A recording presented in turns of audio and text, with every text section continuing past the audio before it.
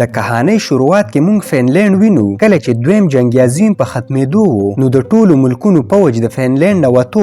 په دې کې د جرمن پوج هم د فینلینډ نه روان و، خو د تلو نه مخکې دیو دلته کې تبایانې کول غوښتل. د فینلینډ سړکونه او پلونه مات کړه. دلته کې مونږ یو ریټایر کمانډر وینو، د دې نوم کورپي دی او یو ډیر خطرناک انسان دی. د جنگ د ختمېدو نه پس کورپي په ځنګل کې د اوسېدلو فیصله وکړي، ولې چې په جنگ کې د دې ټوله فیملی ختمه شوې ده. د دې سره یو سپی او یو اس وي، خو یوه ورځ کورپي ته په ندۍ کې د سونې ذرات میلاو شي، نو دې ته پته ولګي چې دلته کې به ډیره زیاته سونه وي. د سونې په تلاش کې دا یو ځای کنستل شروع کړي. دغه شان څو ورځې دا یوه کاډه وکني او اخر کار دا هغه سونه پیدا کړي. په دې باندې کورپي ډیر زیات خوشحاله وي. کورپي دا سونه راوباسي او خپل کیمپ ته راوړي. په سباله باندې دا ټوله سونه په یو بیگ کې کیږدي او په خپل اس باندې کیني او د دې ځینه روان شي. د دې سره د دې سپی هم وي. د سمزل نه پس په لاره کې دې ته د جرمن پوج میلاو شي. د جرمن پوج د جرنل نوم برونو وي او د دې سره د پوج سره ټینک هم وي. د برونو سره ډېرې جینکۍ وي. دا جینکۍ دې د خپل پوج د پاره نیولې وي. دلته کې کورپي دیو ته وګوري، خو په دیو باندې څه غم غرض ونه لري او مخې ته روان وي. د وولف نومي پوجي راوځي او دې ته شیش واخلي، خو برونو یې منې کړي، ورته وایي چې دا خو بوډا انسان دی. د دې نه پس کورپي مخې ته روان وي، نو په لاره کې دا ډېر مړي ویني. دا ټول مړي د جرمن پوج کلي وي، ولې چې دیو د دې ځینه ځي نو دلته تبایانې کول غواړي. د مړو په لیدو سره په کورپي ساسر نه پریوځي، ولې چې د جنگ په ټیم کې دی په خپله د 300 نه زیات مړي کلي دي. کورپي چې لږ مزل وکړي نو دې ته د جرمن بل یو گاډی میلاو شي. په دې کې 4 پوجیان وي. دا پوجیان کورپي د اس نه راکوز کړي او د دې سامانونه چک کړي. نو دیو ته د کورپي سونه میلاو شي.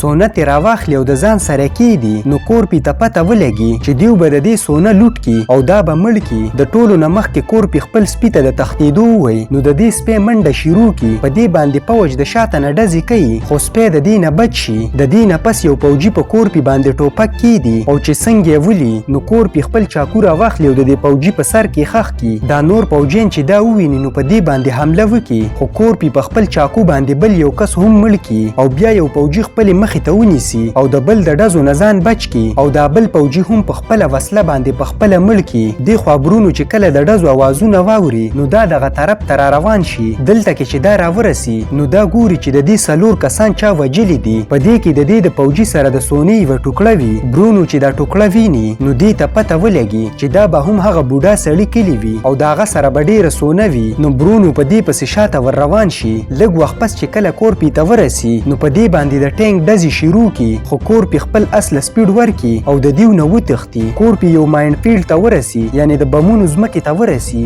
دلته کې د جرمن پوج ډېر بمونه ښخ کلي وي. کله چې برونو دلته کې راورسي نو خپلو ملګرو ته وایي چې تاسو ډزې مه کوئ، ولې چې دا بوډا خو په خپله مړ کېدو والا دی او اوس به په بم کې والوځي. خو دې وخت کې د کورپي اس په یو بم باندې خپه کېږي. د بم په الوتو سره د کورپي اس مړ شي او په خپله باندې ډېر زیات زخمی شي. برونو چې دلته کې راورسي نو دا ګوري چې کورپي خپله سونه راټولوي او په بیگ کې جمع کوي، خو دا مخکې نشي ورتلی، ولې چې دا ځمکه د بمونو ده. کله چې کورپي خپله ټوله سونه راټوله کړي نو برونو خپل ملګري ته وایي چې اوس یې مړ کا، خو کورپي یو کاڼی راواخلي او په دې باندې یو بم ولي د دماکې سره ډېره دوړه جوړه شي. نو کورپي دلته کې پټ شي. د جرمن پوج په دې لوګو باندې ډزې شروع کړي، خو کورپي خپلې مخې ته ډال نیولی وي او په شا روان وي. لږ وخت پس برونو یو کس ته وایي چې ته ورشه او کورپي دلته وګوره. څنګه چې دا دغلته ورشي نو په یو بم کې والوځي. د دې نه پس 2 نور کسان ورولېږي، دیو هم په دغه بمونو کې والوځي. لږ وخت پس چې د دې ځي دا لوګی ختم شي نو دیو ته پته ولګي چې کورپي خو دلته کې نشته. په دې باندې برونو ډېر غوسه شي. نو دا یو 2 جینکۍ راکوزي کړي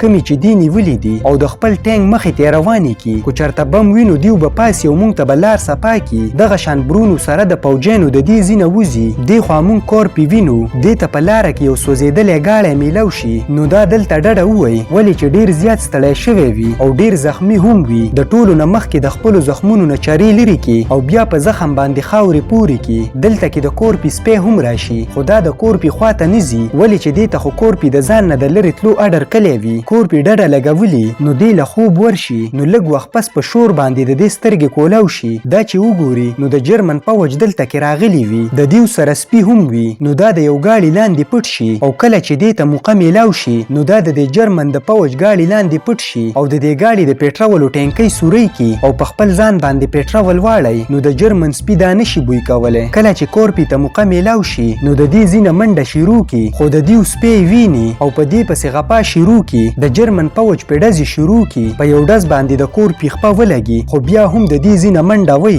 برونو په کورپي پسې خپل سپي ورپریتی نو کورپي د دې سپو د وجې نه خپل ځان ته ور ولګی او بیا دې ندۍ ته ودانګي. شاته پې دا ټول پوج ډزې کوي خو برونو ورته وایي چې ډزې بندې کوي او د کورپي د اوبو نه د راختلو انتظار کوي. د ډیر وخته پورې دی په اوبو کې ساه بنده کړې وي او چې څنګه د اوبو نه بره راوخیږي نو دیو پې ډزې شروع کړي، په دې باندې واپس اوبو ته دننه شي. لږ وخت پس د اوبو نه وینه راوځي. د دې وجې نه د دیو دا خیال چې دا بوډا سړی مړ شو نو برونو خپل 3 کسان ورولېږي چې دغه سونه راوباسي. یو پوجي چې د اوبو ته ودانګي نو کورپي لاندې په اوبو کې ونیسي او په چاقو باندې مړ کړي. اوبو کې چې وینه راشي نو برونو بل کس ته اډر وکړي چې اوبو ته ودانګه. دویم پوجي چې کله اوبو ته ودانګي نو په دې باندې هم حمله وکړي او د دې وینه هم اوبو کې راشي. په دې باندې دا دریم پوجي ډیر زیات ویریږي او د دې ځینه د تښتېدو کوشش کوي. نو وولف له غوسه ورشي او دغه پوجي په خپله باندې مړ کړي. د اوبو بل خوا کورپي راوځي او د ډزو نه د بچ کېدو دپاره د دیو یو ملګری په شا راغستی وي. دیو په کورپي باندې ډېرې ډزې وکړي خو هغه دلته نه وتښتي. دې خوا د کورپي سپی د دیو سره پاتې شي نو برونو د دې په ذریعه باندې د کورپي د وجلو یو پلان جوړ کړي.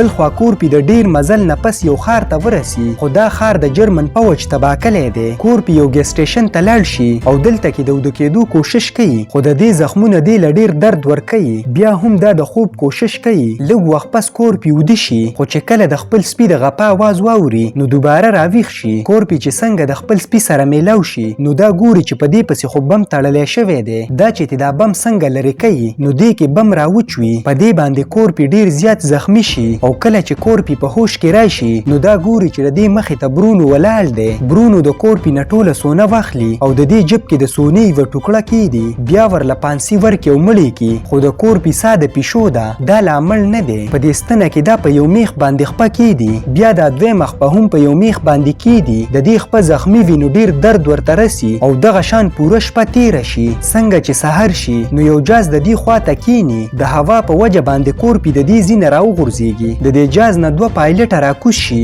دلته کې ګیس ګوري خو دې وخت کې دې ته کورپي او د دې سپی ښکاره شي نو دا یو پایلټ دی بل ته وایي چې دا کس ژوندی دی او مړی کا. څنګه چې دا پایلټ د دې خوا له راشي او په دې باندې ډز کوي نو کورپي ته موقع میلاو شي او دې له لته ورکړي. په دې باندې دا پایلټ راولویږي او د دې سر په ګټه باندې ولګي. دا دویم پایلټ چې راشي نو کورپي پې د شانه په خښته غوزار وکړي. په دې باندې دا دویم پایلټ هم بېهوشه شي. کورپي د خپل جب نه د سونې ټوکړه راوباسي او د دې دا خیال وي چې د برونو سونه به ماته میلاو نشي نو دا دغه وړه ټوکړه دلته کې ښخه کړي. خو دې وخت کې دا پایلټ حرکت وکړي نو دا تماچه راواخلي او څنګه چې دا وجني. خو دې وخت کې دا یو سوچ وکړي چې د دې پایلټ په ذریعه باندې به زه په برونو پسې به دې جاز کې ورسم. د ټولو نه مخکې دا د زخمونو نه چارې لرې کړي او بیا خپل سپی دلته کې پرېږدي او په جاز کې په برونو پسې وځي. دې خوا جرمن پوج ته په لاره کې یو غورځېدلی جاز میلاو شي خو چې څنګه دیو د جاز خواله ورشي نو دننه په دې جاز کې پایلټ مړ وي. خو دې وخت کې ولف ګوري چې د دې پایلټ په مارۍ کې کم پړی دی. په دې باندې خو موږ کورپي تړلی و نو دې ته پته ولګي چې کورپي لا مړ نه دی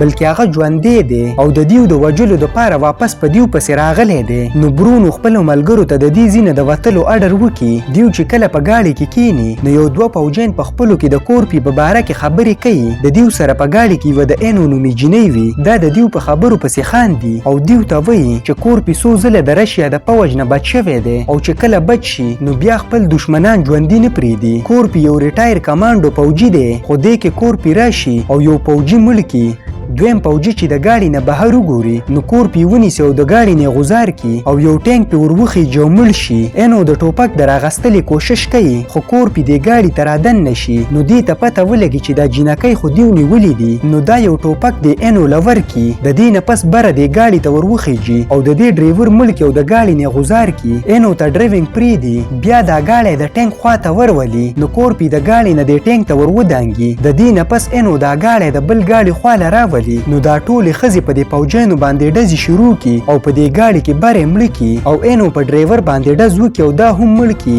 دې خوا کورپي د ټینک د ګیټ د ماتولو کوشش کوي خو د ټینک ډرایور اچانک بریک ونیسي. په دې باندې کورپي لاندې وغورځيږي او ولف راوخیږي. په کورپي باندې ډزې شروع کی خو کورپي د دې نه مخکې د ټینک شاته تاو شوی وي او ډایرکټ د ټینک ته وخیږي او د دې سره جنگ شروع کی. په ټینک کې یو دوه پوجین پاتې شي. نو دیو د ځان د بچ کولو دپاره د دې ځینه وتښتي. دلته کې کورپي د پوجي رئیسار کلی خو د دې نه مخکې چې دا مړ کی دې وخت یو دوه نور د جرمن پوجین راشي د دیو سره بایک وي خو دیو چې کورپي ته وګوري نو دا وپیژني او د یېرې د وجې نه دلته نه وتښتي. کورپي د پوجي ژوندی پرېږدي او په دې بایک باندې په ټینک پسې ور روان شي. د دې پوجي دا خیال چې دی خو زه ژوندی پرېښوم خو لږ وخت پس هغه جینکۍ راشي کومې چې دیو نیولې وي. دې خوا برونو د دې ملګری یو پایلټ ته ورسي خو دا پایلټ ورته وایي چې په جاز کې صرف د یو کس ځای دی تاسو دواړو کې به صرف یو کس تلی شي. نو برونو په خپل ملګري ډز وکړي او مړ کړي. بیا چې کله په جاز کې کیني او دلته نه روانیږي نو دې وخت کې شاته نه کورپي راشي او په جاز باندې ډزې شروع کړي او څنګه چې دا جاز الوځي نو دا د دې جاز لاندې راشي او د تسکوري په ذریعه باندې دا په دې جاز پسې ونښلي. د برونو د دې پایلټ دا خیال وي چې کورپي پاتې شو خو کورپي لاندې د جاز ټیر ته وخیږي او د جاز کې د سوري کولو کوشش کوي.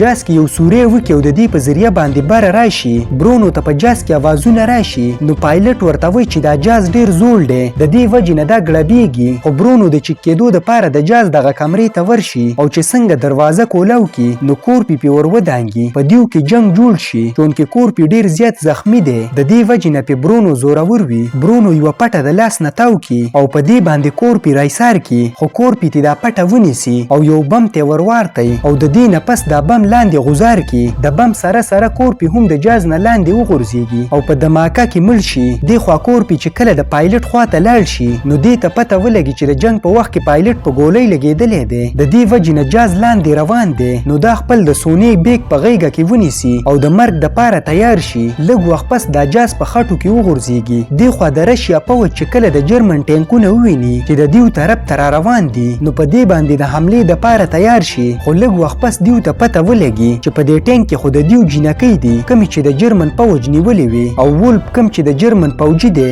هغه په ټینک پسې تړلی دی. دې خوا مونږ کورپي وینو دا د خټو په وجه باندې بچ شوی دی او د خپلې تسکورې په وجه باندې د دې خټو نه راوځي. لږې ورځې پس کورپي یو بینک ته لاړ شي. دلته کې چې خلک کورپي ویني نو ډیر زیات ویریږي خو کورپي ډایرکټ کاونټر ته ورشي او دلته کې دې له سونه ورکي ورته وایي چې د دې په بدل کې پیسې راکا. په دې ځای باندې زموږ کهاني ختمیږي. ویډیو مو خوښه شوې نو لایک یې کړئ او چینل ضرور سبسکرایب کړئ.